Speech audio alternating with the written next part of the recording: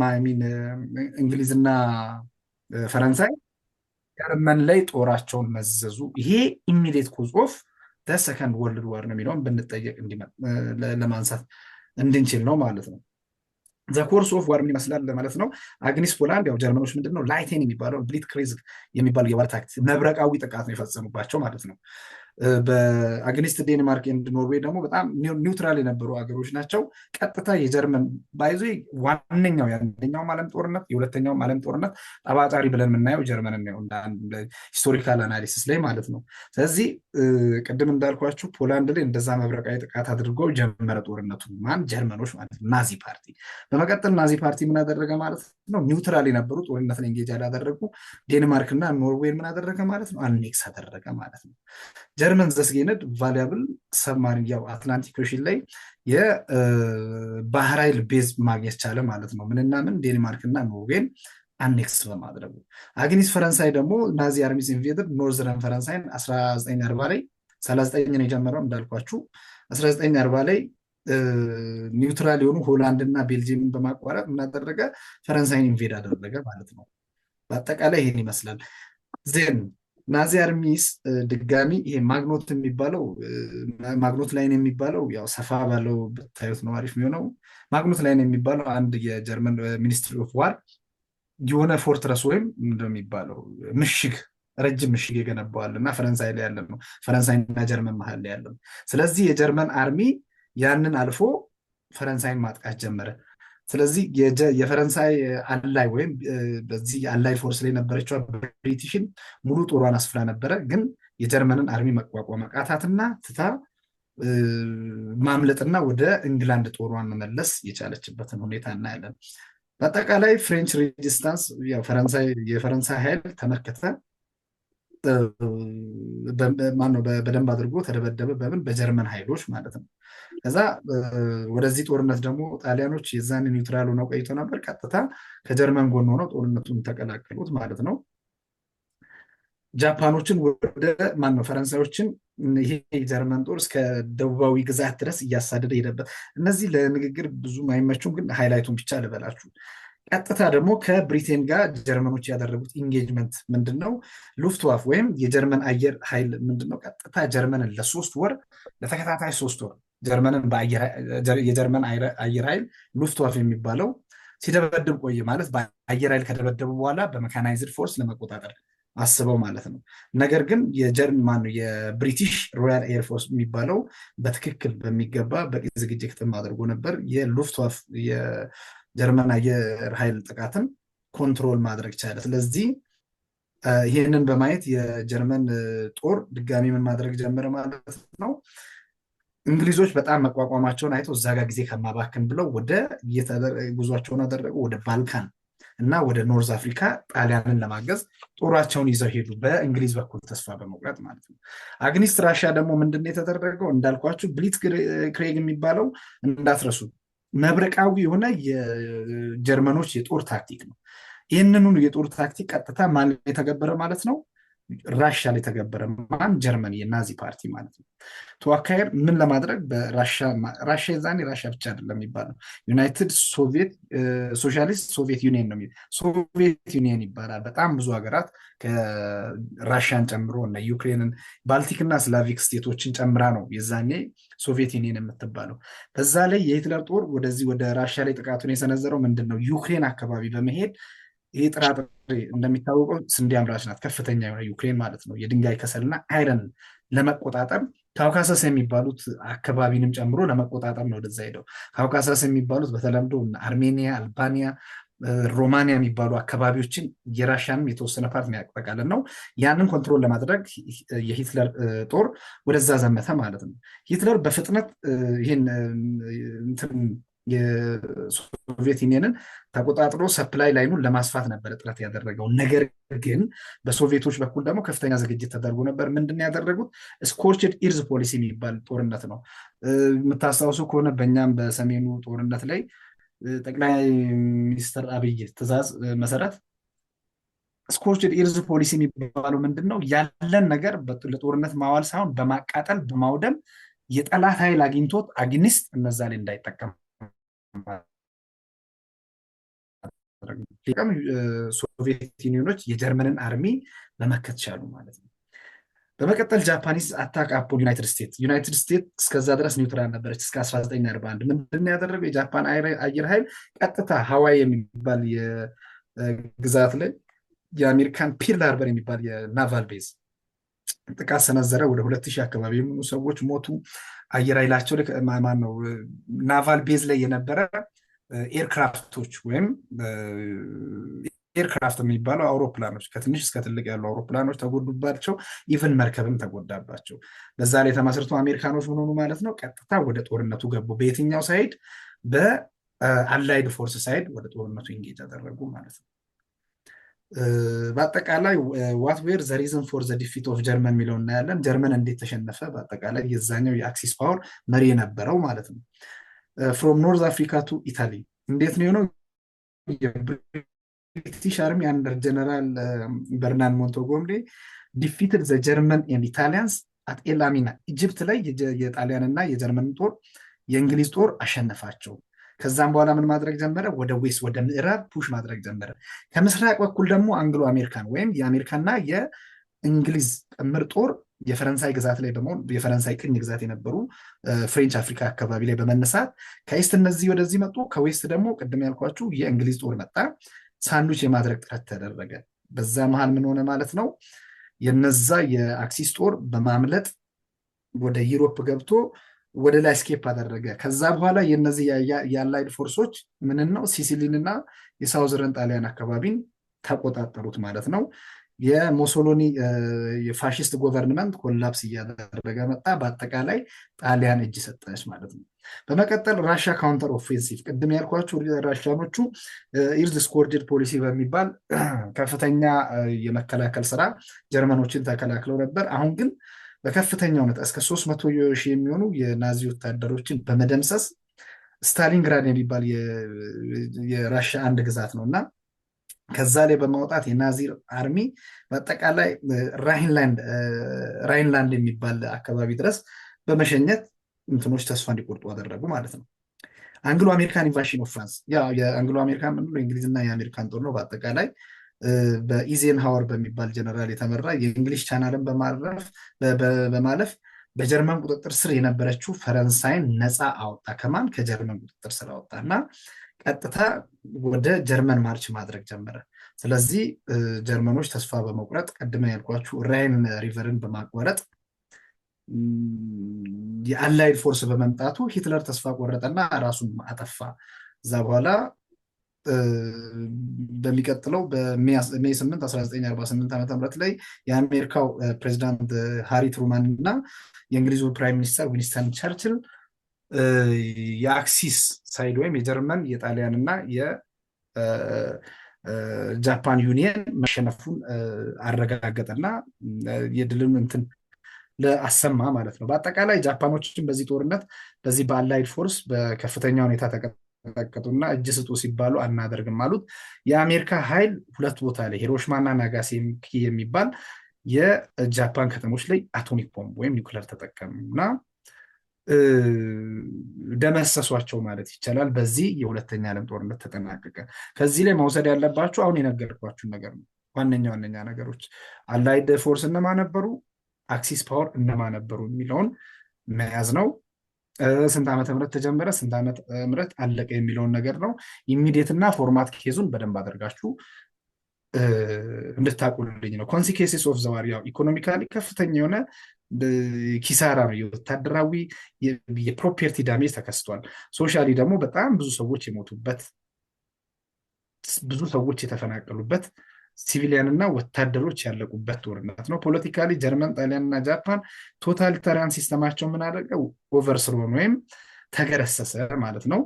ዩናይትድ ስቴትስ ኦፍ አሜሪካ እና ራሽያ ደግሞ አዝ ማጀር ሱፐር ፓወር ኦፍ ተወለድ። ከዛ በፊት በተለያየ ዘመን ላይ የተለያዩ ሱፐር ፓወሮች ነበሩ። የሆነ ዘመን ላይ ስፔን እና ፖርቹጋል ነበሩ። የሆነ ዘመን ላይ ፈረንሳይ ነበረች። የሆነ ዘመን ላይ እንግሊዝ ብቻዋን ሆና ረጅም ዓመት ቆይታ ነበር። ግን አሁን ከዚህ የዓለም ጦርነት ቀጥሎ አሜሪካና ራሻ የዓለም ሱፐር ፓወር ሆነው ወጡ። ከዛ በፊት የነበሩት ብሪታንያና ፈረንሳይ ሱፐር ፓወር ሳይሆን ግሬት ፓወር እንጂ ሱፐር ፓወር ከሚለው አቅማቸው እየወረደበትን ሁኔታ እናያለን። ከዛ በመቀጠል የዓለምን ሰላም ለመጠበቅ ምን ተፈጠረ ማለት ነው? ዩናይትድ ኔሽን የሚባል ተቋም ተቋቋመ። ቅድም እንዳልኩ ትላንት እንደተነጋገር ነው ከአንደኛ ዓለም ጦርነት መጨረሻ ላይ ጦርነቱ እንዳበቃ የዓለምን ሰላም ለመጠበቅ ምን ተፈጠረ ማለት ነው?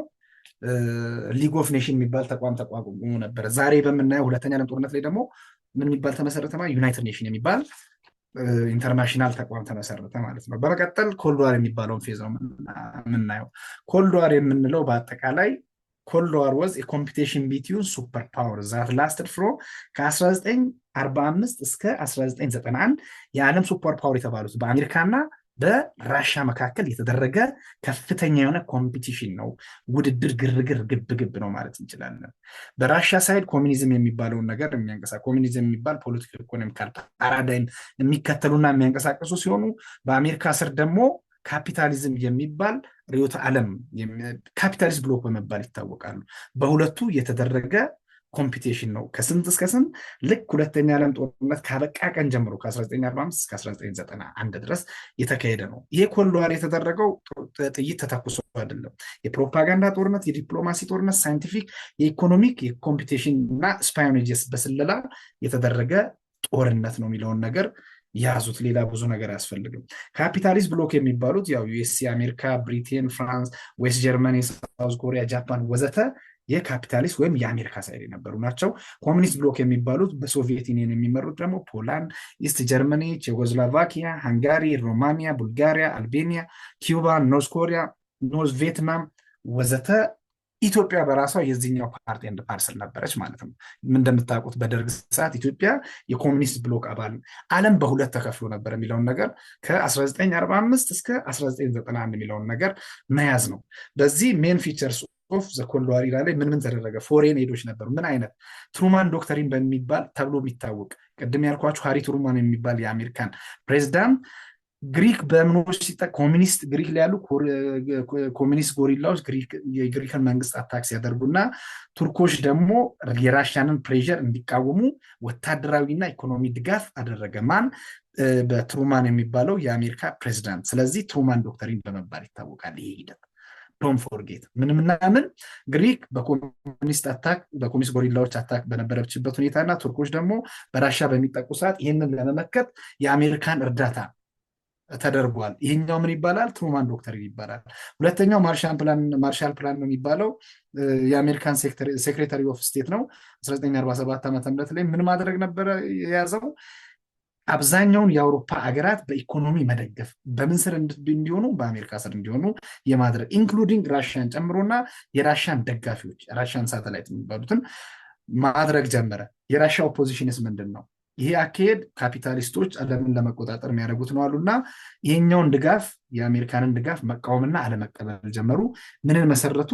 አግኒስት ማርሻል ፕላን የሚባለውን በመቃወም ካውንሲል ፎር ሙቹዋል ኢኮኖሚክ አሲስታንስ የሚባል እና እርስ በርስ የመረዳዳት የመደጋገፍን እንትን ቀጠሉ ማለት ነው። በመቀጠል ሚሊታሪ አሊያንስ ተፈጥሮ ነበር፣ ወታደራዊ መደጋገፍ። ምንድነው ይሄ ሚሊታሪ አሊያንስ? ኖርዝ አትላንቲክ ኔቶ በሚባል የምናውቀው ማለት ነው። ኖርዝ አትላንቲክ ትሪቲ ኦርጋናይዜሽን የሚባል ነው። በ1949 የተመሰረተው ወደ 12 ኔሽኖች ናቸው የመሰረቱት በአሜሪካ የበላይነት። ምን ለማድረግ ነው? ኮሚኒስት አግሬሽን የኮሚኒዝምን እንቅስቃሴ ለመግታት ወታደራዊ አሊያንስ ነው፣ ኔቶ ይባላል። የእሱን ተቃውሞ ደግሞ ዋርሶ ፓክት የሚባል 1955 ላይ በራሻ እና የራሻን አላዮች አውሮፓ ላይ ጨምሮ ያሉትን ጨምሮ የመሰረቱበት ዋርሶ ፓክት ይባላል። ዋርሶ ማለት የፖላንድ ዋና ከተማ ላይ የተደረገ ስምምነት ነው። ምንን ለመመከት? የኔቶ የሚባለውን በአሜሪካ መራሽ የሆነን የኖርዝ አትላንቲክ ትሪቲ ኦርጋናይዜሽንን ለመመከት የተደረገ ነው የሚለውን እነዚህን ከያዛችሁ ልኝ ይበቃናል ማለት ነው። ስለዚህ የዚህ የኮልድ ዋር ላይ ቅድም እንዳልኳችሁ ጦርነቱ በመታኮስ የተደረገ አይደለም። በፕሮፓጋንዳ፣ በዲፕሎማሲ፣ በሳይንቲፊክ ኢኮኖሚክን ኢኮኖሚክ ኮምፒቲሽን እና ስፓዮኔጅ በስለላ ነው ብያቸዋለሁ። ኒውክለርን ዲቨሎፕ ማድረግ ጀመረ። መጀመሪያ አሜሪካ ያው ኒውክለር የሚባለው ዓለምን ማጥፋት የሚችል ኢፌክቲቭሊ ሰው በጭካኔ ከተጠቀመው በአንድ ጊዜ ብቻ የተጠቀሙት መሳሪያ ለምሳሌ ቅድም እንዳልኳቸው አሜሪካን ጃፓን የጣለችው ሂሮሺማ የሚባል ከተማ አጥፍቶታል። ስቲል እስካሁንም ኢፌክት አለው ከ1945 ጀምሮ። አሁን ላይም ደግሞ ከዛ በመቀጠል ደግሞ ናጋሳኪ የሚባልን ከተማ አውድሟል። አውድሞም ደግሞ ኢፌክቱ ስቲል አለ። ስለዚህ ኒውክለር የሚባለው ከፍተኛ የሆነ ጅምላ ጨራሽ መሳሪያ ዲቨሎፕመንት አሜሪካን ጀመረች፣ ቀጥላ ራሻም፣ ከዛ ሌላ ሀገራትም መከተል ጀመሩ። ብሪታንያ 1952 ላይ፣ ፈረንሳይ 1960 ላይ፣ ቻይና 1964 ላይ፣ ከዛ በኋላ ህንድና ፓኪስታንም አጋጣሚ ያው ብዙም ኢኮኖሚካሊ ግዙፍ ባይሆኑም የኒውክለር ባለቤት የሆኑበት ሁኔታ አለ። ስለዚህ የዚህ የኮልድ ዋር ፌዝ ላይ የተከሰቱ የኒውክለር ኤነርጂን የማበልጸግ አንደኛው አርምድ ሬስ ወይም የጦር መሳሪያን የማበልጸግ ኮምፒቴሽን ሽፕ ብቻ ነበረ። ሁለተኛው ዲቨሎፕመንት ኦፍ ሚሳይል። ሚሳይል የሚባለው የምናውቀው ትንሽ ሚሳይል አለ፣ መካከለኛ አለ፣ ከፍተኛ ሚሳይል አለ። ያው መሳሪያዎችን አዝሎ ሄዶ ታርጌቱን ሲያገኝ የሚፈነዳ መሳሪያ ነው። የዛ ኮምፒቴሽን ተከስቷል። በመቀጠል ስፔስ ኮምፒቴሽን። ስፔስ ላይ እንትኖቻቸውን መስቀል ምንድነው ሳተላይቶቻቸውን ጠፈር ላይ መስቀል። መጀመሪያ ያመጠቀችው ራሽያ ናት። ቀጥሎ አሜሪካ። ራሽያኖቹ ስንት ላይ 1957 ከአንድ ዓመት በኋላ 1958 ላይ አሜሪካኖች አበለጸጉ፣ ማነው አመጠቁ ማለት ነው። ይሄ ቅድም እንዳልኳችሁ ኮልድ ዋር የሚባለው ወይም ቀዝቃዛው ጦርነት ላይ ተተኩሶ ተገዳድሎ ሳይሆን ቅድም ባልኳችሁ የዲፕሎማቲክ ጦርነት፣ የፕሮፓጋንዳ፣ የሳይንቲፊክ፣ የኢኮኖሚክ ኤንድ የስፓዮኔጅ በስለላ የተደረገ ጦርነት ነው ማለት ይቻላል ማለት ነው። ዘ ኢንድ ኦፍ ኮልድ ዋር። ኮልድ ዋር እንዴት አበቃ? የአሜሪካው ፕሬዚዳንት ሮናልድ ሬገን የሚባል እና የራሻው ፕሬዚዳንት ሚካኤል ጎርባቾቭ የሚባሉ ግለሰቦች ንግግር አደረጉና የቋጩት ኬዝ ነው ማለት ነው። 1991 ዓ.ም ላይ ኮልድ ዋር የሚባለው ነገር አበቃ። ነገር ግን በራሻዎች ሳይድ የራሻን የበላይነት ሚካኤል ጎርባቾቭ አስበልቶታል ብለው ያምናሉ። ግን እኔ እንደ አንድ አስተማሪ ደግሞ ለዓለም ሰላም ወይም ኮልድ ዋር የሚባለው የጥርጥር የዲፕሎማሲ የመቧደን ወይም ባይፖላር የሆነ በሁለት ጎራ ዓለም ተከፍላ የተካሄደውን ሂደት የማብቃት ስራ ነው የተሰራው። በጣም ምርጥ ስራ ነው፣ አሪፍ ሂደት ነው ብዬ እላለሁኝ እንደ መሀል ላይ እንዳለ እንደ አስተማሪ። በአጠቃላይ ኮልድ ዋር ፌዝ ይሄን ይመስላል ማለት ነው። ስለዚህ የቀረውን ሰመሪ በደንብ ታዩታላችሁ፣ በደንብ አንደርስታንድ ታደርጉታላችሁ። ቀጥታ ቻፕተር 2 ኦፍ የሁለተኛ እንትናችሁ ላይ እንገባለን ማለት ነው። እሺ ስሌቨሪ ኤንድ ስሌቭ ትሬድ የሚለው ነው ቀጥታ ዛሬ የምንማማረው። ያው 25 ደቂቃ የወሰድነው ያኛው ትናንት የቀረውን እንትን እያልን ነው። ኦልራይት ዶክተር እስኪደርስ የተነጋገርን ጠብቅ። እሺ ዋት ኢዝ ስሌቨሪ ኤንድ ስሌቭ ትሬድ የሚለውን ነገር ያው የባሪያ አሳዳሪነት እና የባሪያ ንግድ እና ከባሪያ ጋር ተያይዞ የነበረውን ዘመን ነው የምናየው በቀጥታ ማለት ነው። ስሌቨሪ ምንድነው? ስሌቭ ትሬድ ምንድነው የሚለውን ነገር ለማየት ስሌቭ ኢዝ ኤ ሂውመን ቢንግ ሁ ኢዝ ኤ ፕሮፐርቲ ኦፍ አናዘር ፐርሰን። በአጠቃላይ ፕሪሳይዝ ዲፊኒሽኑ ምንድነው? ስሌቭ ማለት ግን ሰው ሆኖ እንደሌላ ሰው ንብረት የሰው ልጅ የተቆጠረበትን ጊዜ ነው ወይም ሁኔታ ስሌቨሪ እንለዋለን። ስሌቭ ደግሞ ሰው ልጅ ሆኖ እንደሌላ ሰው ንብረት የሚቆጠርበትን ሁኔታ እንደዛ እናያለን። ዌን አፍሪካንስ ወይስ ካፕቸርድ ሶልድ ኤንድ ሺፕድ ቱ ዘ ኒው ወርልድ ዘይ ዌር ኢንስሌቭድ for their entire lives and their children also enslaved. Slave trade is also capturing, selling and buying. ያው መያዝ መሸጥና መግዛት ባሪያን ማለት ነው። ይሄ በአጠቃላይ ስሌቭ ትሬድ ይባላል።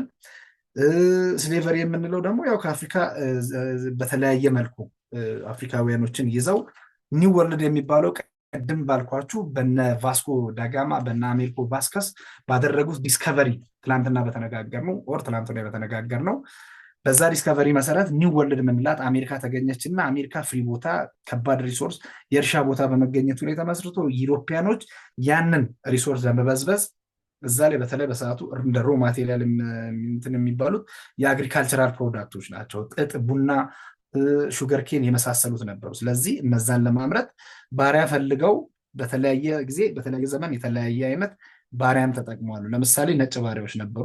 እሱን ወደ ውስጥ ገብተን እናያለን። ስሌቨሪ ምን ይመስላል ብለው ይሄን አይተናል ማለት ነው። በአጠቃላይ አክተርስ ኦፍ ስሌቭ ትሬድ የሚለውን ነገር እንዲህ which countries were the main actors in African slave trade?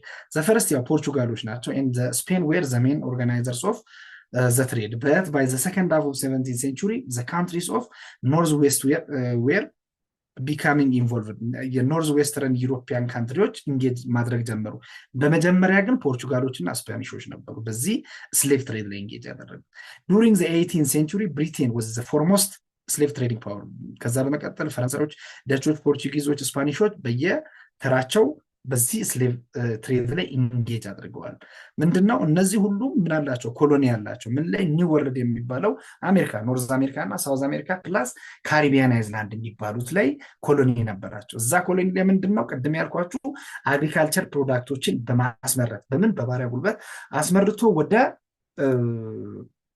ዩሮፕ በመውሰድ እነዚህ ጥሬ ዕቃ ናቸው። ቅድም እንዳልኳችሁ ምንድነው ጥጥ፣ ኮተን፣ ትንባሆ ወዘተ የመሳሰሉትን ነገር አስመርተው እዛ ደግሞ ዩሮፕ ወስደው ፕሮሰስ ያደርጉና ለአፍሪካና ለተለያየ ማርኬቶች ይሸጣሉ። እሱን በደንብ ዲቴል እናያለን ማለት ነው። አሁን የጠቀስኳቸው ሀገሮች ፍሬንች፣ ደች፣ ፖርቹጊዝ፣ ስፓኒሽ ሁሉም የየራሳቸው ኮሎኒዎች አሁን ባልኳቸው የሚወለድ ላይ ምን ላይ ሰሜን አሜሪካ፣ ደቡብ አሜሪካ እና ካሪቢያን አይዝላንድ ላይ አላቸው። ስለዚህ ይህንን ኮሎኒያቸውን ለማልማት የባሪያ ጉልበት ግድ ይፈልጋሉ። ስለዚህ ሁሉም ተራ በተራ በየደረጃቸው ባሪያ ንግድ ላይ ተካል። ስለ ፖርቹጋል እኔ ዱሪንግ 14th and 15th centuries the plantation system for growing sugarcane had been developed in Mediterranean። መጀመሪያ ባሪያ ንግድ ቀጥታ ወደ አሜሪካ ከመካሄዱ በፊት አሜሪካ እንኳን ከመገኘቷ በፊት ፖርቹጋሎች ምንድን ነው በሜዲትራኒያን ሲ ሜዲትራኒያን ማለት ደቡባዊ ጣሊያን ማነው ደቡባዊ የዩሮፕ አካባቢ ላይ የሚገኝ ሜዲትራኒያንን በመጠቀም ፕላንቴሽን ስኳርን ለማምረት በሚደረግ እንቅስቃሴ ላይ ፖርቹጋሎች ኢንጌጅ አድርገዋል። አት ዘ ቢጊኒንግ ስሌቭ ሌበር ፎር ዲስ ፕላንቴሽን ድራም ፍሮም ከኖርዝ አፍሪካ እና ስላቭስ የሚባሉት እነ ሮማኒያ፣ እነ ስሎቫኒያ፣ እነ ቼክ ሪፐብሊክ፣ ስላቭ እና ባልቲክ ስቴት ከደቡባዊ የራሻ ግዛት ላይ የሚገኙ አገራት ላይ የሚገኙ ሰዎችን እንደ ባሪያ መጠቀም ጀመሩ። ምንና ምንን? ከኖርዝ ከሰሜናዊ አፍሪካ እና ከስላቭስ ከሚባሉቱ ሰዎችን መልምለው እንደ ባሪያ ለሜዲትራኒያን ወደ አሜሪካ አልተመጣም። ከአፍሪካ ጋር የባሪያ ግንኙነት አልነበረም። በዚህኛው በ14ኛው በ15ኛው ክፍለ ዘመን ልብ እያደረጋችሁ እንድሰሙ ማለት ነው። ከኖርዝ አፍሪካ እና ከስላቭስ እንደ ባሪያ የተጠቀሙት። ስፔን meanwhile a Portuguese project traded with West African South and Eastern route to India and her neighbor. ስፔን was opening የትራንስአትላንቲክ እንዳልኳችሁ ፖርቹጊዞች በዚህ በዌስት አፍሪካ በኩል ጉዞ ሲያደርጉ ስለ ዲስከቨሪ ትላንት ወዲያ ስንማር እንዳየ ነው ሲያደርጉ ወደ ህንድ ለመሄድ ነበረ። እናንተ ያላችሁበት የሳውዝ አፍሪካን ቲፕ ጨምሮ አዲስ ሩት አዲስ መንገድ የውሃ መንገድ ማለት ሴል ለማድረግ ፖርቹጋሎች ጥረት አደረጉ። በዛው ልክ ስፔኖች ደግሞ ምን አደረጉ? በዛኛው ሳይድ ወደ አትላንቲክ ጋር ተያይዞ ባደረጉት ሙከራ ኒው ወርልድ እንደተገኘ እዚህ ጋር ያስረዳል ማለት ነው። አሜሪካና ካሪቢያን ጋር ትራንስአትላንቲክ ሩት ተደረገ በአትላንቲክ ኦሽንን በመጠቀም ማለት ነው። other Europeans from 1613 the Dutch, then French and England became involved in rapid expansion of sugarcane, coffee, tobacco and cotton ፕላንቴሽን ኢን ብራዚል ኤንድ ካሪቢያን አይዝላንድ ላይ ኢንጌጅ ማድረግ ጀመሩ ማለት ነው። ወደ ግብርናው ላይ መግባት ጀመሩ። ኢን ሳውዘርን ፓርት ኦፍ አሜሪካ ወይም ደቡባዊ የዩናይትድ ስቴትስ ደቡባዊ ክፍል ላይ አግሪካልቸር ላይ ኢንጌጅ ማድረግ የጀመሩበት ሁኔታ እናያለን። 17th and 18th century the number and size of plantation were constantly expanding. this means የዚህ የፕላንቴሽን አግሪካልቸራቸው መስፋትና ኮሎኒያቸው መስፋፋት ሲጀምር እነዚህ የዩሮፒያን ፓወሮች በሌላ ቋንቋ ምን ሆነ? የባሪያ ፍላጎታቸው ከፍ አለ ማለት ነው። ቅድም በትንንሽ መልኩ ከኖርዝ አፍሪካ የተወሰኑ ሰዎችን እና ነጮችን ይጠቀሙ ነበር። ግን አሁን ላይ የዚህ ኒው ወርልድ ላይ ያላቸው ፕላንቴሽን አግሪካልቸር ግዴታ የሰው ኃይል ይፈልጋሉ። ስለዚህ ኢት ኮልስ ፎር ማሲቭ ስሌቭ ፎርስ ማለት ይሄ የተፈጠረ ሁኔታ የባሪያ ፎርስን ይፈልጋል ማለት ነው። the origins of slaves ይላል። እሺ የባሪያዎች መነሻቸውን why did Europeans choose African for slavery? አፍሪካንን አውሮፓኖች ለባርነት እንዴት መረጡ የሚለውን ለማየት መጀመሪያ ከምን ተነሱ የሚለውን እንይ። the plantation owners first used local indigenous አሜሪንዲያንስ በተለይ አሜሪካ አካባቢ ላይ ካሪቢያን አይዝላንድ ላይ ያሉትን አሜሪንዲያን የሚባሉት የማያ ኢንካና አዜቲክ ስልጣኔ ባለቤት የሆኑትን አሜሪንዲያን የሚባሉ ሰዎችን ለባርነት ማን ነው ለፕላንቴሽን አግሪካልቸር እንደ ባሪያ መጠቀም ጀመሩ። ነገር ግን እነዚህ አሜሪንዲያኖች አቅማቸውም አልነበረም፣ የአግሪካልቸር ልምድም አልነበራቸውም፣ የትሮፒካል ዲዚዝ መቋቋም አልቻሉም። ወዲያው ሞቱና በዚህ እንቅስቃሴ አንድ ሴንቹሪ ባልሞላ 90% የነዛ ሰዎች አለቁ። አባቭ ነው ከ90% በላይ ማለቅ ጀመሩ። ስለዚህ ሁለተኛው አልተርኔቲቭ ሆነ ማለት ነው። ሰከንድ አልተርኔቲቭ ዌር ወንጀለኞች ኤንድ አውትካስትስ ፍሮም ዩሮፕ በራሳቸው ዩሮፓ ላይ ወንጀለኞችንና እነዚህ ኢትኒክ ማይኖሪቲ የሆኑትን አውትካስት ማለት የተገለሉ ሰዎችን አሁን ቅድም ያልኳቸው ስላቪክ ባልቲክ በጣም የሚናቁ ሰዎች ናቸው በዩሮፒያን ዘንድ በተለይ በነ ሂትለር ጀምሮ ከዛ በፊት እነ ፓውል ዴላግሬድ የሚባሉ የአውሮፓን አነቃም ብለው ነው የሚያስቡት። ተው ወደዛ አልገባም። ስለዚህ ምን ሆነ ማለት ነው ወንጀለኞችንና አውትካስት የሆኑ ሰዎችን ከአውሮፓ አንጥቶ ይህን ስራ ማሰራት ባሪያ አድርጎ የማሰራት ስራ ተሞከረ። ነገር ግን አንደኛ በቁጥራቸው እነዚህ አውሮፓ ላይ ያሉ አውትካስቶችም ወንጀለኞችም ዝቅተኛ ናቸው። የባሪያ ፍላጎታቸው እንዲያሟላ አልቻሉም። በመቀጠል ደግሞ ትሮፒካል በሽታዎችን የመቋቋም አቅማቸው እጅግ ዝቅተኛ ሆኖ ተገኘ ማለት ነው። ስለዚህ እነዚህ የአውሮፓ ማስተሮች ቀጥታ ፊታቸውን ወዴት አዞሩ?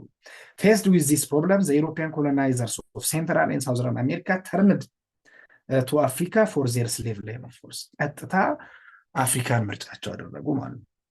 ቢካውዝ አፍሪካ ሃዝ ዲቨሎፕድ ሰርቴን ሌቨል ኦፍ ኢሚኒቲ በሽታ የትሮፒካሊዝም የመቋቋም አቅማቸው የአፍሪካውያኖች አደሚን ታይም በጣም አሪፍ ነበረ እና ኤክስፒሪየንስ በተለይ በሜታል ወርኪንግ በማይኒንግ እና ትሮፒካል አግሪካልቸር ላይ አሪፍ ሆነው ስለተገኙ ቀጥታ የነዚህ የዩሮፒያን ማስተሮች በአሜሪካ ወይም ኒው ወርልድ ብለን በምናየው እርሻቸውን ለማከናወን አፍሪካውያንን የመጀመሪያ ምርጫቸው እንዳደረጉ እናያለን ማለት ነው። ፖለቲካል ኤንድ ኮመርሻል ኤሊትስ ኦፍ አፍሪካ ዌር ዘ ሜን ኤጀንትስ ዋነኛ ኤጀንቶች ነበሩ ኦፍ ስሌቭ ትሬድ ኢን አፍሪካ በት ዘይ ሬርሊ ሶልድ ፒፕል ፍሮም ዜር ኦን ሶሳይቲ ከራሳቸው ሶሳይቲ አይሸጡም። እነዚህ ፖለቲካል እና ኮሜርሻል የአፍሪካውያን የሆኑ ኤሊቶች ዋነኛ ኤጀንቶች ነበሩ የዚህ የስሌቭ ትሬድ በአፍሪካ ማለት ነው። ዘመዶቻቸውን ባይሸጡ እንኳን የአንዋንትድ የሆኑ ወንጀለኞችንና አውትካስት እንደዛው ኢሮፖች በራሳቸው ሀገር እንዳደረጉት ይሸጡ ነበር። ኦን ዘ አዘር ሃንድ ከፍ እያለን የመጣው ይሄ የባሪያ ንግድ ማለት የባሪያው ፍላጎት እዛ አሜሪካ ላይ ከፍተኛ እየሆነ ሲመጣ ንግዱም ከትንሽ ወደ ትልቅ እየከፋ መጣ ማለት ነው። ትንሽ ቁጥር ያላቸው ማህበረሰቦችን ዊክ ስቴቶችን እያያዙ ምን ማድረግ ነው ስቴትለስ ሰዎችን እያያዙ ለንግድ ማቅረብ እየተጀመረበትን ሁኔታ እናያለን ማለት ነው። ይህንን ተከትሎ ዘ ፎረስትስ ኦፍ የቤኒን ጫካዎች ላይ የሚኖሩ ሰዎችን ሃይላንድስ ኦፍ ሴራሊዮን ዘ ጊኒ ስቴት ኦፍ ኦዮ ዌስተርን ናይጄሪያ አሻንቴ አንጎላ ኮንጎ ዌር ስሌቭ ኤሪያስ ኦፍ የዋነኛ የባሪያ አቅርቦት የነበረባቸው ቦታዎች ወይም ባሪያ የሚገኝባቸው ኤክስትራክት የሚደረግባቸው አካባቢ ሆኖ ቀጠሉ ማለት ነው። ጀነራሊ ኢት ቫሪድ ፍሮም ካን ሪጅን ቱ አናዘር በት ኦል አዝ ኤሪያስ ኦፍ ዌስተርን ሰብሳራን አፍሪካን ዌር ሲሪየስሊ አፌክትድ አት ሰም ታይም ኦር አዘር ታይም ዲዩሪንግ 17ኛው እና 18ኛው ሴንቹሪ አካባቢ ላይ የባሪያ ኤክስትራክት የማድረግ ማለት ባሪያ ለማሳደር ባሪያዎችን ኮሌክት የሚደረገው ይሄ ምረት አልባ የሆነ እንቅስቃሴ ከአንዱ ወደ ላይ የተለያየ ሊሆን ይችላል። ግን 17ኛና 18ኛ ክፍለ ዘመን ላይ ሰብሳራን አካባቢ ላይ ሁሉም ቦታ ላይ ተደርጓል ማለት ነው። with the rapid expansion of slave exports in 18th century every part of Atlantic coastline from Senegal to ከሴኔጋል እስከ ታችኛው አንጎላ በዚህ በዌስተርን ፓርት ኦፍ አፍሪካ ድረስ ያለው የአትላንቲክ ኦሽን ከፍተኛ የሆነ የባሪያ ንግድ ወይም ሂመን ትራፊኪንግ ሴንተር ነበረ ማለት ነው። ይሄ ሂመን ትራፊኪንግ ሀብ ነበረ ማለት እንችላለን ማለት ነው። ሶሪ አልጠጣ እንዴ ይቅርታ አድርጉልኝ።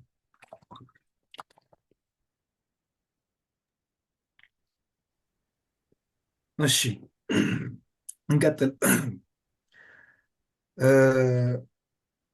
The greatest concentration of European trading effort were along the so-called Gold Coast የሚባለው የአሁኑ ዘመን ጋናን ጨምሮ ኮስት ላይን ኦፍ ሞደርን ስቴት ኦፍ ጋና ማለት ነው። ስሌቭ ኮስት የሚባለው ዌስተርን ኮስት ኦፍ ሞደርን ናይጄሪያ እና አንጎላ ከፍተኛ ሁኔታ የባሪያ ንግዱ የሚሳለጥበት ሆነ ማለት ነው። the nature of slave trade የስሌቭ ትሬድ ኔቸሩ ምን ይመስላል ማለት ነው። በአጠቃላይ ከአፍሪካ ቀደም ባልኳችሁ መልክ እነዚህ አናሳ ብሔሮችን ወዘተ የመሳሰሉት ሰዎች ሰርች የማድረግና አድኖ ይዞ ለንግድ ማቅረብ። በዚህ ሁኔታ ላይ አፍሪካ ውስጥ በጣም ቴሪብል ነበረ ሂደት። በጣም የሰው ልጆችን ያዋረድና ለሌሎች እንደ ባሪያ ለተቆጠሩት ሰዎች ስቃያቸውን ያበዛ ነበር። በዚህ መልኩ እንደ ንብረት እንደ ዕቃ ወይም ከከብት ባነሰ ትሪትመንት ሰዎችን ሰርች ያደርጉና እዚህ አፍሪካ ውስጥ ማለት ነው ይዘው አንገታቸው ላይ ያው ምስላችሁ ላይ ከላይኛው ምስል አይታችሁ ባለፋችሁት ምስል መሰረት ኮሌክት ያደርጓቸዋል። በጉዞ ደረጃ ሚድል መንገድ ደግሞ የሚባለው የዚህ የአትላንቲክ ኦሽን ኮስት ላይ ይመጣል። ከዛ እነዚህ ራቁታቸውን አድርገው የአውሮፓን ማስተሮች ይገዟቸዋል። ጥንካሬያቸውን፣ ፊዚካላቸው እና ጤናቸውን በመገምገም ወይም ስክሪን አውት በማድረግ በዚህ ሚድል አካሄድ ላይ ደግሞ እዚህ ፎቶ ላይ እንደተቀመጠ በርብራብ ላይ ነው እዛ ጋር ተጠፍንገው ታስረው ለመቀመጥ ለመነሳት እንዳይችል የ3 የ4 እስከ 6 ሳምንት ጉዞ በአትላንቲክ ኦሽን ላይ ተደርጎ ይካሄዳል። እዛ ላይ ብርድ ነው። እዛ ላይ ሽንታቸውን ይሸናሉ፣ ዘገራቸውን ወዘተ። በዛ ታማው ከ15 እስከ 30% ባሪያዎች እዛው ላይ ሞቱና አትላንቲክ ኦሽን ላይ ለአሳ ነበር የሚሰጡት። አሜሪካ ሲደርሱ ደግሞ ይሄ ሚድል መንገድ ላይ አሁን ያልኳችሁ ከመርከብ ጋር ተያይዞ አፍሪካ ላይ ያለውን አየን። መርከብ ላይ ሚድል ዌይ ላይ ያለው ይሄ ነው። ሶስተኛ አሜሪካ ሲሄዱ ደግሞ ፕላንቴሽን ላይ በቃ እየተገረፉ እንደ እንስሳ ሀሪሽ የሆነ ኢንሂውመን ትሪትመንት ትሪት ይደረጋሉ። ጉልበታቸው ይበዘበዛል። በዛ ላይ አንደኛ በትሯማ ወዲያው እና በዲፕሬሽን ወዲያው ይሞታሉ። ሁለተኛው ደግሞ ትራንስአትላንቲክ ቮይዝ ላይ ያው መንገዱ ላይ ጉዞ ላይ ይሞታሉ በዛ በሚገጥማቸው ትሯማ።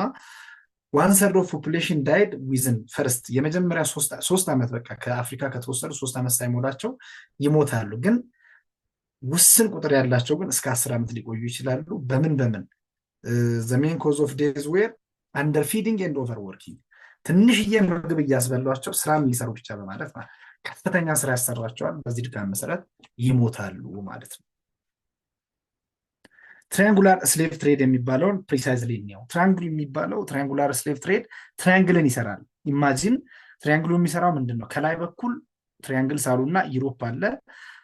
በዚህኛው ሳይድ ደግሞ በኢስተርን ሳይድ ደግሞ ዌስተርን አፍሪካ አለ። በኢስት ሳይድ አፍሪካ አለ። በዌስት ሳይድ ደግሞ አሜሪካ አለ፣ ወይም ኒው ወርልድ ተብሎ የሚታሰበው። ቀጥታ ከኢሮፒያ ባዶ መርከቦቻቸውን ይዘው ይመጡና ከአፍሪካ እዚህ ኮስት አለ አትላንቲክ ኦሽን ኮስት ላይ ባሪያዎችን ይገዛሉ። ባሪያዎችን ይዘው ወዴት ይሄዳሉ? ወደ አሜሪካ ይሄዳሉ። በአሜሪካ ላይ ደግሞ የባሪያን ጉልበት በመጠቀም ፕላንቴሽን አግሪካልቸር ላይ በማሰራት ግብርናውን በማሰራት የግብርና ጥሬ እቃዎችን ለስኳር ሸንኮራ አገዳም፣ ለጥጥ ደግሞ ሮው የሆነ የጥጥ ምርትን ያው ለልብስ ለምናምን እዛ ወደ ኢሮፕ ለመውሰድ እንደገና ትንባሁና ወዘተ የመሳሰሉ ጥሬ እቃዎችን ይዘው ወደ ኢሮፕ ይሄዳሉ። ስለዚህ ይሄ ሙቭመንት ትራያንግል ይሰራል። ስለዚህ ትራያንግላር ስሌቭ ትሬድ የሚለውን ነገር ያሳያል ማለት ነው። ምስሉ ላይ አይታችሁታል ይመስለኛል።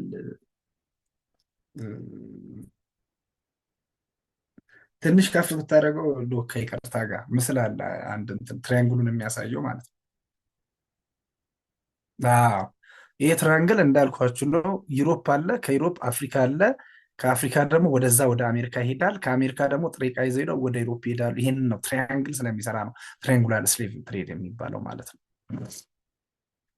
በአጠቃላይ ዘ አቦሊሽን ኦፍ ስሌቭ ትሬድ ወይም የስሌቭ ትሬድን የባሪያ ንግድን ማምከን የማቆም ሂደትን በምን መልኩ ነው የሚለውን እናያለን።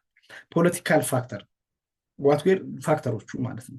አሜሪካን ዋር ኦፍ ኢንዲፔንደንስ አሜሪካ በእንግሊዝና በተለያዩ ሀገራት ቅኝ ተገዝታለች። ሜንሊ ግን ከእንግሊዝ ጋር አሜሪካኖች ከ1776 እስከ 83 ድረስ አሜሪካን ዋር ኦፍ ኢንዲፔንደንስ የሚባለውን ጦርነት አድርገዋል። ስለዚህ ይሄኛው ፖለቲካል ፋክተር አንደኛው ፖለቲካል ፋክተር ነው። ለምን አቦሊሽን ኦፍ ስሌቨሪ ወይም ባሪያ አሳደሪነትን የማብቃት ሂደት ማለት ነው። በመቀጠል ፍሬንች ሪቮሉሽን የሚባለው 1789 አካባቢ በእነሱ ቋንቋ ኢጋሊቴ ላይቤሪቲ ኤንድ ፍራተርኒቲ ይሉታል። በእንግሊዝኛው ላይቤሪቲ ኢኳሊቲ እና ፍራተርኒቲ በሚል እንቅስቃሴ ተመስርቶ የአቦሊሽን ኦፍ ስሌቨሪ ወይም የባሪያን አሳዳሪነትን የማምከን ሂደት በዚህ መልኩ ተነቃቅቷል ማለት ነው። ዜር ዋዝ ኤ ግሮዊንግ ቢሊፍ አሞንግ ዩሮፒያን ኢንቴሌክቹዋልስ ኢን ዘ ዩኒቨርሳል ራይት ኦፍ ሂውመን ቢንግስ ስለሰው ልጅ ሰብአዊ መብትና ነፃነት የሚለው ነገር ዩሮፕ ላይ መነሳሳት ጀመረ። ይሄ ፖለቲካል ፋክተሩ ለምን ለአቦሊሽን ኦፍ ስሌቨሪ ማለት ነው። ኢኮኖሚክ ፋክተር ደግሞ ዩሮፒያን ማኑፋክቸረርስ ፋውንድ ቺፕ ዌጅ ላበር in European factories was more efficient and less expensive than plantation slavery. As a result, the manufacturers and their bankers were soon seeking new market abroad and they look again at Africa. ምንድን ነው በአጠቃላይ ኢኮኖሚክ ፋክተሩ የባሪያ ንግዱንና ወዘተ የመሳሰሉን በመጠቀም ከሚሰራው ስራ ይልቅ አውሮፓ ላይ ይሄ ኢንዱስትሪያል ሪቮሉሽን ከተጀመረ በኋላ ማለት ይቻላል ምን ሆነ ማለት ነው ፋብሪካው ስራ መሰራት ሲጀምር እዛው የአውሮፓውያንን ግን ተከፍሏቸው የሚሰሩ ሰዎችን በዝርዝር ሳንቲም በጣም ባነሰ ዋጋ ጉልበት የሚበዘበዝበትን እድል ሲያገኙ እዛ ጋር ፕላንቴሽን አግሪካልቸር ላይ የባሪያ ማጓጓዝ ምናምን የሚለው ነገር ሲያነጻጽሩት ይሄ የተሻለ ነው የሚለው ነገርም አንደኛው ኢኮኖሚክ ፋክተር ነው። ለምን ለባሪያ አሳዳሪነት አቦሊሽኒስት ሙቭመንት ማለት ነው።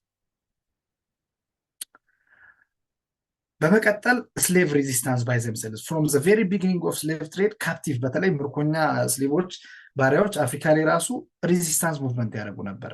ራሳቸውን በባሪያ ንግድ እንዳይሸጡ ሙከራ ያደርጉ ነበር። ኢቭን እስከ ሞት ድረስ ራሳቸውን በባርነት ከመገዛት ብለው የሚያደርጉት አንደኛው ጥረት ነው። ከዛ በመቀጠል ደግሞ በአሁኑ ዘመን ሃይቲ የምትባል ሀገር ድሮ ላይ ደግሞ ሴንት ዶሚኒኮ የሚባል የካሪቢያን አይዝላንድ አገር አለ እና በመሬት መንቀጥቀጥ ምናምን ብዙ ጊዜ የሚጠቃው እዛ ሀገር ላይ ያሉ ባሪያዎች ባን ቱዚያንት ላቪስቸር በሚባል የባሪያ መሪ ላይ ተመስርተው ፈረንሳዮች ላይ አምፀው ያደረጉት እንቅስቃሴ በጣም በከፍተኛ ሁኔታ የሚጠቀስ ነው። በተለይ የብላኮች ሙቭመንት ላይ በሌላም ሁኔታ ስናይ ስለ ፓን አፍሪካኒዝም ስናነሳ አብሮ የሚነሳ ነገር ነው። ስለዚህ ሪፐብሊክ ኦፍ ሃይቲ ላይ ከፍተኛ አመፅ ፈረንሳዮች ላይ አምፀው አሁን ምስሉ ላይ እንደምታዩት ነጭ ማስተሮቻቸውን ገድለው ራሳቸው ሪፐብሊክ ኦፍ ሃይቲን መሰረቱ በ1803። ስለዚህ ይሄ የአቦሊሽኒስት አንደኛው ሙቭመንት ነው። ኢንድ ኦፍ ስሌቨሪ ዋዝ ፋይናሊ አቦሊሽድ ባይ ዘ ሎው ህግን መሰረት አድርጎ ስሌቨሪ አቦሊሽ ተደረገ። ለምሳሌ 1834 ላይ ብሪቲሽ ኮሎኒ ላይ፣ 1848 ፍሬንች ኮሎኒ ላይ፣ 1860 ኪዩባ ላይ፣ 1865 ሳውዝረን ያው ደቡባዊ የዩናይትድ ስቴትስ ፓርት ላይ፣ 1880 ኢን ብራዚል ላይ በህግ መቆም ጀመረ ማለት ኢት ሃዝ ቢን ኤስቲሜትድ ዛት ከ1.3 ሚሊዮን በላይ አፍሪካውያን ዌር ትራንስፖርትድ ቱ ስሌቨሪ አክሮስ አትላንቲክ ከ1807 እስከ 1888 ባለው አመት ላይ ብቻ 1.3 ሚሊዮን የሚሆኑ አፍሪካውያን በአትላንቲክ በኩል ወደ አሜሪካ ገብተዋል ማለት ነው። ተጭነው ገብተዋል በባርነት። ባክ ቱ አፍሪካ ዘ ፋውንዴሽን ኦፍ ግሮዝ ኦፍ ሴራሊዮን የሚባል ሀገርና ላይቤሪያ የሚባል ላይ ባሪያዎች የተመለሱበትን ሴራሊዮን ላይ እንግሊዞች እነዚህ ወደ 400 የሚሆኑ ጥቁሮችን መለሱ። ላይቤሪያ ደግሞ ከአሜሪካ ያረጁ ወዘተ ባሪያዎች እና ከባርነት ከዚህ ባርነት የሚባለው ነገር ስሌቭ ትሬድ አቦሊ ሲደረግ በህግ መቆም ሲጀምር ወደ ላይቤሪያ ጥቁሮች የተመለሱበት ሁኔታ አለ ማለት ነው። ስለ ላይቤሪያ እና ስለ እንትን እዚህ ጋር ያስረዳቸዋል። ተግባብተናል። ሴራሊዮን ላይ ብሪቲሾች መለሱ፣ ላይቤሪያ ደግሞ ከአሜሪካን የተመለሱ ሰዎች የመሰረቷት ሀገር ናት ማለት ነው። ኢምፓክት ኦፍ ስሌቭ ትሬድ የስሌቭ ትሬድ ኢምፓክት ምን ይመስላል የሚለውን አፍሪካ ዋዝ አፌክትድ ሶሻሊ ፖለቲካሊ ኢኮኖሚካሊ ፍሮም ስሌቨሪ ኤንድ ስሌቭ ትሬድ ሶሻሊ ኢንክሪዝድ ኢንሴኩሪቲ ዲስትረስት ሃይ ሌቨል ኦፍ ኮንፍሊክትስ አሞንግ አፍሪካን ግሩፕስ ኦከርድ ኢን አፍሪካ ኤንድ ዌር ካፕቸሪንግ ኤንድ ሴሊንግ ዜር ኦን ፒፕል ኢንቱ ስሌቨሪ ዘ ላንጉጅ ኦፍ አብዛኛው የአፍሪካውያን ቋንቋቸውና ካልቸራቸው የጠፋበትን ሁኔታ ኢንሴኩሪቲ የተሰማቸው ሶሻሊ ይህን የመሰለ ነው። ፖለቲካሊ ደግሞ ኢት ኮንትሪቢዩትድ ቱ ኢንስታቢሊቲ ዲስትሪቢዩሽን ኦፍ ከፍተኛ የሆነ የመሳሪያ እና የጥይቶች የማሰራጨት ሂደት ምንድነው አፍሪካ ላይ ያልተረጋጋ አፍሪካ የወታደራዊ ሚሊተሪ የሆነ ቫዮለንት ኮንፍሊክት እንዲፈጠር ሆኗል። በዛ ላይ ፖለቲካሊ ሱፐርማሲ ያላቸው ትራይቦች ገቨርን እንዲያደርጉ ከዲሞክራሲ በተለየ እንዲሆን ፖለቲካል ፋክተር ይሄን ይመስላል። ኢኮኖሚካሊ አፍሪካንስ ሞስት ኢምፖርታንት ሪሶርስስ ተዘርፏል። ሪሶርሳቸው ወርቅ፣ ዳይመንድ፣ ጥሬ ዕቃዎች ለምሳሌ የዴይ ቱ ዴይ የሆኑ አግሪካልቸራል ፕሮዳክቶች ወዘተ ከአፍሪካ ተዘርፈዋሉ ኢኮኖሚካሊ ማለት ነው። የሰው ከፍተኛ የሆነ የማምረት አቅም ያለው በተለይ ከ15 እስከ 35 ዓመት የአምራች የሆነ የሰው ኃይል ተዘርፎ ጉልበቱ የተበዘበዘበት ሁኔታ እናያለን ማለት ነው። በመቀጠል ኮሎኒያሊዝም ወይም ቅኝ ግዛት የሚለውን ነገር ነው የምናየው። ሰዓት ከ46 ነው። አንድ 14 ደቂቃ አለ። እሱን አይሻልም ዶክተር? ይሻላል። አንድ 14 ደቂቃ ማለት ሰዓት ውስጥ ይሞላል። እሺ ኮሎኒያሊዝም የሚባለውን ያው ሁላችንም እንደምናውቀው በንግግርም በምንም እናውቃለን፣ በተለያዩ ሚዲያዎችም ላይ የምናየው ነው። ኮሎኒያሊዝም በአማርኛው ቅኝ ግዛት የምንለው ነገር ነው። በአጠቃላይ ኮሎኒያሊዝም ሚንስ ባክዋርድ ኦር ዊከር ኔሽን ኮንትሮል ባይ ፓወርፉል ኔሽን። በአጠቃላይ ጥሬ ትርጉም ምንድን ነው? አነስ ያለ አቅም ያለው ሌስ ፓወርፉል የሆነ ሀገር ወይም ኔሽን በፓወርፉል የሚገዛበትን ወይም ኮንትሮል የሚሆንበት ሁኔታ ኮሎኒያሊዝም እንላለን፣ ቅኝ ግዛት እንላለን ማለት ነው። ዘ ፓወርፉል ኔሽን ሃዝ አድቫንስድ ኢኮኖሚ፣ ስትሮንግ ገቨርንመንት፣ ኮንሲደራብል ሚሊተሪ ስትሬንግዝ፣ ምንም ዝርዝር ያስፈልገው። ያነሱት ደግሞ ዝቅተኛ የሆነ ኃይል፣ ዝቅተኛ የሆነ አስተዳደር፣ ፕሪሚቲቭ የሆነ ኢኮኖሚክ ሲስተም አላቸው። ዊክ ስለሆኑ ፓወርፉሎቹ የሚገዙበት የሚተዳደሩበት ኮንትሮል የሚሉበት ሂደት ኮሎኒያሊዝም ይባላል ማለት ነው። ዘ ካውዝስ ኦፍ ኮሎኒያሊዝም ዌር ዲዛይርድ ኦፍ ዩሮፒያን ኔሽን ቱ ፕሮቫይድ፣ ያው ቅድም ላልኳችሁ በተለይ ከኢንዱስትሪያል ሪቮሉሽን ጋር ተያይዞ ትላንት ወዲያ በተማርነው መሰረት ማለት ነው እንግሊዝ ላይ ነው ኢንዱስትሪያል ሪቮሉሽን የተጀመረው 1750 አካባቢ፣ ግን ወዲያው ወደ ዩሮፕ ተንሰራፋ። ምን ሆነ? የሰው ልጅ ቤቱ ላይ ከሚያመርትበት ፋብሪካ ላይ እና ማሲቭ የሆነ ምርት በማሽን በሰው ላይ ከሚመረተው በማሽን መመረት ተጀመረ። ይህንን ጥያቄ ይህንን ክራክ ደግሞ ከቨር ለማድረግ ከፍተኛ የሆነ የሮ ማቴሪያል ጥያቄ፣ የማርኬት ጥያቄና ቺፕ ሌበር ፎርስ ጥያቄ መጣ። ይህንን ጥያቄያቸውን ይህንን የማይጠረቃ ጥያቄ የዩሮፒያን ጥያቄ ለመመለስ ኮሎኒያሊዝም ወይም ወደ ቅኝ ግዛት ላይ ዩሮፒያኖች እንጌጅ አደረጉ የሚለውን ማየት ነው፣ ማሰብ ነው። ፓርቲሽን ኦፍ አፍሪካ፣ የአፍሪካን የመከፋፈል ስራ ነው። እንዴት ተካፈሉት የሚለውን በርሊን ኮንፈረንስ የሚባለው 1884 እስከ 85፣ ያው እዚህ መጽሐፋችሁ ላይ ባይጠቀስም አዘጋጁ የጀርመን ሰው ነው፣ ኦቶማን ቪስማርክ ይባላል። ነገር ግን በርሊን ከተማ ላይ ጀርመኖች ቢያዘጋጁትም ይህንን ፓርቲሽን ኦፍ አፍሪካ ወይም ዘ ስክራምብል ፎር አፍሪካ የሚለውን ነገር ብዙም ሳይቋደሱ ቢኮዝ ስቴት ፎርሜሽናቸው አልጨረሱም፣ ጦርነት ላይ እንጌጅ ያደረጉ ወዘተ። ብቻ በርሊን ኮንፈረንስ የሚባለው አፍሪካን የተቀራመቱበት ጊዜ ነው 1884-85 እና ወዝ ኢንተርናሽናል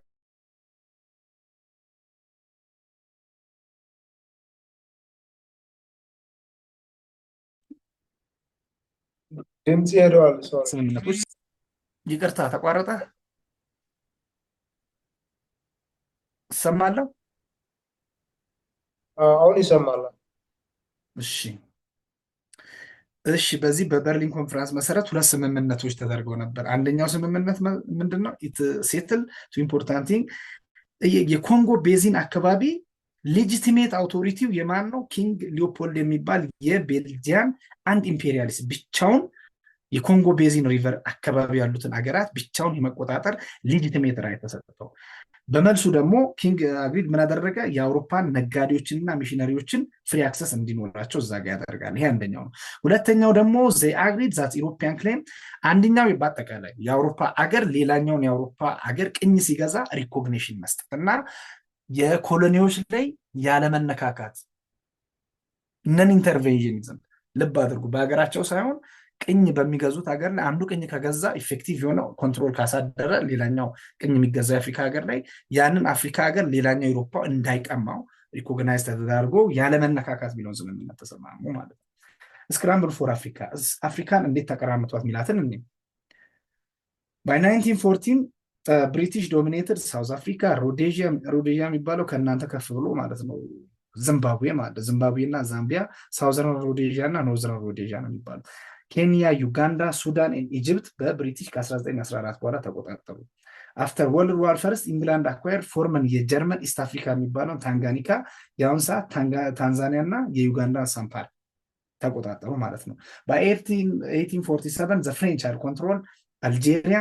ቢትዊን 1881 ዘ ፍራንስ አድድ ቱኒዚያ፣ ሞሮኮ፣ ዌስት አፍሪካ፣ ኢኳቶራል አፍሪካ፣ ማዳጋስከር የፍሬንች ኢምፓየር ግዛት ሆኑ ማለት ነው። ጀርመን ፖሴስድ ሰቨራል አፍሪካን ኮሎኒስ በት አፍተር ጀርመንስ ዲፊት ፈርስት ወርልድ ዋር ዘሪስ ኮሎኒስ ዌር ዲስትሪቡትድ አዝ ማንዴትስ። ታንጋኒካ ቱ ኢንግላንድ፣ ያው ብዙ የአፍሪካ ግዛቶችን ጀርመኖች ተቆጣጥረው ነበር። ነገር ግን በአንደኛ ዓለም ጦርነት ሽንፈትና ትናንትና በተነጋገር ነው ቨርሳይለስ ትሪቲ መሰረት ጀርመን ጥፋተኛ ሆና ስለተገኘች ስምምነቱ ላይ የተቀመጠ ነገር አለ። በዛ መሰረት ታንጋኒካ የሚባለው ለእንግላንድ መለሰች፣ ቶጎላንድ እና ካሜሩን ለፈረንሳይ የተመለሰ፣ ሳውዝ ዌስተርን አፍሪካ ለዩኒየን ኦፍ ሳውዝ አፍሪካ የተመለሰበት ሁኔታ እናያለን። የኢጣሊያንን ኬዝ እኔ by 1914 ኢጣሊያን ኮንትሮል ኤሪትሪያ፣ ኢታሊያን ሶማሊላንድ ሊቢያ። ኢን 1936 እዚህ ጋር መጽሐፋችሁ ላይ የሆነች ስህተት አለች፣ ያው እናንተ እንዳትወስዱት ነው። ኢታሊ አቴምፕትድ ቱ ኮሎናይዝ ኢትዮጵያ በት ኢታሊ ዋዝ ዲፊትድ አት ዘ ባትል ኦፍ አድዋ ይላል። ይህ ስህተት ነው። በ1936 እውነት ነው ጣሊያኖች ለሁለተኛ ጊዜ ኢትዮጵያን ለመውረድ እና ቅኝ ግዛት ለመግዛት መጥተው ነበረ። ነገር ግን ዲፊትድ ተደረጉ። በዚህ ሰዓት ዲፊት የተደረጉት አድዋ ላይ አይደለም። አድዋ ላይ የተደረጉት ስንት ላይ ነው? 1906 ነው፣ 1888 በኢትዮጵያውያን አቆጣጠር ማለት ነው። ስለዚህ ይሄ አድዋ ባትል የነበረው ከ50 ምናምን ዓመት በፊት ነው። ይሄኛው ማይጮ አካባቢ ጦርነት ተደረገ፣ መቻል አልተቻለም። ኋላ ላይ በእንግሊዝ እርዳታ መሰረት የጣሊያን ኃይሎች ከኢትዮጵያ የወጡበት 1930ዎቹ ላይ ነበረ፣ በነጮቹ አቆጣጠር ነው። ስለዚህ ባትል ኦፍ አድዋ ላይ አይደለም የሁለተኛውን ጦርነት የተመከተው፣ የመጀመሪያው ጦርነት ነው። የመጀመሪያ ኢታሊያን ጦርነት ነው አድዋ የሚባለው ማለት ነው። ለኮሎኒ በመጡ ሰዓት የተደረገው አድዋ ላይ አይደለም ማለት ነው። 6 ዓመት ኢትዮጵያን አስተዳድረው በእንግሊዝ እርዳታ ኢትዮጵያ ያሸነፈቻቸው። ለምሳሌ እነ ባልቻ ሰፎ ለሁለተኛ ጊዜ የተዋጉበት፣ ሴቶችና አበበች ጨርቆስ፣ እነ ስንዱ ገብሩ የሚባሉ የእኛም አካባቢ ፊት አውራሪ ጌጃ ገሪቦ ለሁለተኛ ጊዜ የተሳተፉበት ጦርነት ነው ማለት ነው። ወደ ነጥባችን እንመለስ።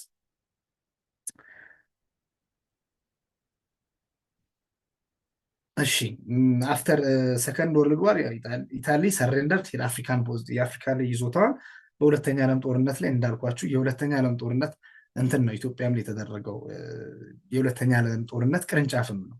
ፖርቹጋል ሪቴንስ ኮንትሮል ኦቨር አፍሪካን ቴሪቶሪስ ኦፍ ፖርቹጊዝ ጊኒ፣ አንጎላ እና ሞዛምቢክ። በዘ ኤርሊ 20th ሴንቹሪ ስፔን ኮንትሮል ስፓኒሽ ሞሮኮ፣ ኦፖዚት ጂብሪላተር፣ ስፓኒሽ ሳሃራ፣ አትላንቲክ ወዘተ የመሳሰሉትን ኮሎኒ ላይ ቁጥጥር ሳይ የገቡበትን ወይም ቅኝ ግዛት ላይ የገቡበትን ያው ሀተታ ነው የሚሆነው ማለት ነው። ዘ ኔቸር ኦፍ ኮሎኒያሊዝም የኮሎኒያሊዝም ምን አይነት ኮሎኒያል አድሚኒስትሬሽን ምን አይነት ኔቸር ወይም ምን አይነት ተፈጥሮ ነበር? አንደኛ ዳይሬክት ሩል የሚባለው ነው። ሁለተኛ ኢንዳይሬክት።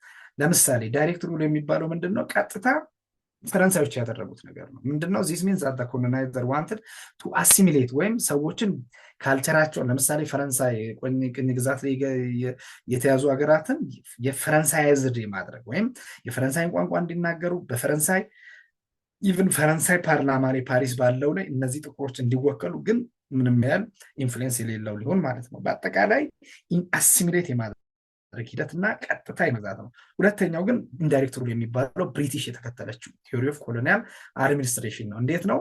በአፍሪካን ሎካል ቺፎች አፉና አይምሮ የጥቁሮቹ ይሆናል፣ ግን የሚመሩትና ትእዛዝ የሚወስዱት ከነጮች ነው። የሚያስተዳድሩት ኢኮኖሚን የሚበዘብዝላቸው ለነጮች ነው፣ ግን ኢንዳይሬክትሊ ነው ሲመሩ ነበር። ይህን የተከተለችው ብሪቲሽ እንግሊዝ ናት። ልብ አድርጎ ዳይሬክት ሩልን ፈረንሳይ ነው በደንብ ፕራክቲካሊ የተከተለችው። ኢንዳይሬክት የሚባለውን ደግሞ ብሪቲሽ ነው እንዳትረሱ ማለት ነው። ኮንሲኩዌንሲስ ኦፍ ኮሎኒያሊዝም አፖን አፍሪካ የሚለውን ነገር ለማየት ያው በአጠቃላይ ኮሎኒስ ኔሽን ድሬንድ ዌልስ ፍሮም ከአፍሪካ ያግበሰበሱበት ነው። ከፍተኛ ሀብት ዲስካሬጂንግ ኮሎኒያል ማኑፋክቸሪንግ ኤክስፕሎይትድ ኔቲቭ ወርክስ ባይ ሪኳሪንግ ሎንግ አወርስ ኤንድ ሊትል ፔይ። ያው ጉልበታቸው የተበዘበዘበት የአፍሪካውያን በከፍተኛ ሁኔታ ሀብታቸው የተዘረፈበት የዘር መድሎ እና መገለል ካልቸራል ሱፐሪዮሪቲ የእነሱን ካልቸር ከፍተኛ አድርገው የአፍሪካውያን ካልቸር ያጠፉበትና ዲስክሪሚኔት ወይም ያገለሉበት አግኒስ ኮሎኒያል ፒፕል ያደረጉበት እና የኮሎኒያል ህዝቦችን ዲግሬድ ያደረጉበት የኔቲቭ ባህላቸውን ዝቅ አድርገው አንደርግሬድ ያደረጉበትን ሂደት ይሄ የኮሎኒያሊዝም ኮንሲኩዌንስ ነው ብለን መውሰድ እንችላለን። አፍሪካን ኢንዲፔንደንስ የሚለውን ነገር ደግሞ የአፍሪካ የነፃነት ሙቭመንት በምን መልኩ ሄደ? 5 ደቂቃ ይቀረናል የሚለውን ነገር እናያለን። ኢርሊ ሬዚስታንስ ቱ ኮሎኒያል ሩል ኢን አፍሪካ ከ1900 እስከ 1939 ምን አይነት ሬዚስታንስ ስትራግል ወይም ከኮሎኒያል ወይም ከቅኝ ግዛት ራሳቸውን ለማላቀቅ አፍሪካውያኖች ያደረጉትን ሙቭመንት እናያለን። ለምሳሌ በሪሊጂየስ ፎርም በሃይማኖታዊ እንቅስቃሴ የተደረጉት የቤልጂያን ኮንጎ ኪንግ ጉስማን የሚባል አለ። ሂታላዋ ሙቭመንት የሚባል ኮንጎ ላይ ተደርጓል። ድጋሚ ኔግሮ ሚሽን ሙቭመንት የሚባሉ ታችኛው ኮንጎ ላይ የመሳሰሉት ተከስተዋል። ታወር ሙቭመንት ናይሳላንድ ላይ፣ ኢትዮጵያኒዝም ሙቭመንት ሳውዝ አፍሪካ ላይ ተደርጓል። ኢትዮጵያ ካደረገችው ሙቭመንት ላይ ተመስርቶ ማለት ነው። በመቀጠል ትራዲሽናል ወይም ኔቲቭ አሶሲሽን ይህ የምንለው በአጠቃላይ እንዴት እንወስዳለን? ኢርሊ ሬዚስታንስ ሙቭመንት በመጀመሪያዎቹ ላይ ከኮሎኒ ራሳቸውን አፍሪካውያን ለማላቀቅ 2 ሜተድ የወሰዱትን ማየት ነው። ሪሊጂየስ ፎርም እና አንደኛው ትራዲሽናሊ እርስ በርስ በመደራጀት ዘያንግ ባንጋዳ አሶሲሽን የሚባል ነበረ። ኤንድ ዘባታካ አሶሲሽን ኡጋንዳ ላይ ነበረ። ዘያንግ ኪኩዩ አሶሲሽን ኤንድ ሴንትራል ኪኩዩ አሶሲሽን ኬንያ ላይ ነበረ። ያው ተደራጅተው ራሳቸውን ከቅኝ ግዛት ነፃ ለማውጣት ያደረጉት ሙቭመንት ነው። ሬዚስታንሱ ኮሎኒያል ሩል አፍተር ከሁለተኛ ዓለም ጦርነት በኋላ ምን አይነት ነው የሚለውን አንደኛው ቫይለንት በሆነ መልኩ ተካሂዷል። ነን ቫይለንት በሆነ መልኩ ነን ቫይለንት በሆነ መልኩ እየተካሄደባቸው አካባቢ ላይ በምንድን ነው ነጭ ሰፋሪዎች ቅኝ የተገዛ ሀገር ላይ ባለመኖሩ ቫዮለንት የሆነ ሂደት ስላላደረጉ በሰላማዊ መልኩ እንቅስቃሴዎች ተደርገዋል። ቫዮለንት የሆነው ለምሳሌ የፈረንሳይ ቅኝ ግዛት የሆነችው አልጄሪያ ላይ ከፍተኛ የሆነ ደም መፋሰስ ተደርጎ ነው ኢንዲፔንደንሳቸውን ያገኙት ማለት ነው። በአጠቃላይ ፍሬንች ኮሎኒስ አፍተር ብሌዴስ ወር የተደረገው አልጄሪያ ላይ ማየት እንችላለን። ከዛ በኋላ የመጀመሪያው የአልጄሪያ ፕሬዚዳንት ማኑ ለማለት ነው አህመድ ቢን ቤላ የሚባል እነዚህ እንትኖች ናቸው። ሀተታ ነው የሚሆኑት። ከብሪታንያ እና ኬንያ ኢንዲፔንደንሳቸውን 1963 ላይ አግኝተዋሉ። በጆሞ ኬንያታ የመጀመሪያው ፕሬዚዳንት ሆነ።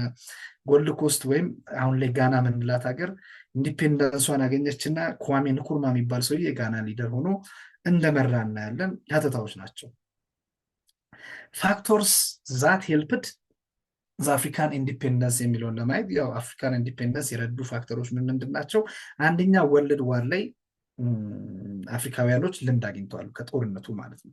ሁለተኛ ዩናይትድ ስቴትስ ኮሚኒስት ፕሮፓጋንዳን ለማስቆም ባደረጉት ሂደት፣ ሁለተኛ ደግሞ ከሁለተኛ ዓለም ጦርነትም አፍሪካውያን ብዙ ነገሮች የጦር ስልት፣ የአመፅ፣ የሪቮሉሽንን በመማር በመቀጠል ደግሞ ዜጎት ኒውሊ ኢንዲፔንደንት ኤሽያን ኔሽንስ ኤዥያ ላይ ደግሞ አንዳንድ ለምሳሌ ቪየትናሞች ከአሜሪካ ላይ አመፀው ነፃነታቸውን ማግኘት ወዘተ እነዚህ ልምዶችን በመቅሰም important decisions of United Nations and changing world attitude towards colonialism were factors። ያው በአጠቃላይ ዩናይትድ ኔሽንስ ከተመሰረተ በኋላ ቅኝ ግዛት የሚባለው ነገር አቦሊሽን እንዲሆን ኢቭን ወደ ዩናይትድ ኔሽን አባል ለመሆን ቅኝ ገዢ ሀገሮች ቅኝ ግዛታቸውን አቁሞ እንዲገቡ የሚል አስገዳጅ ነገሮች ስላሉበት በዛ ምክንያት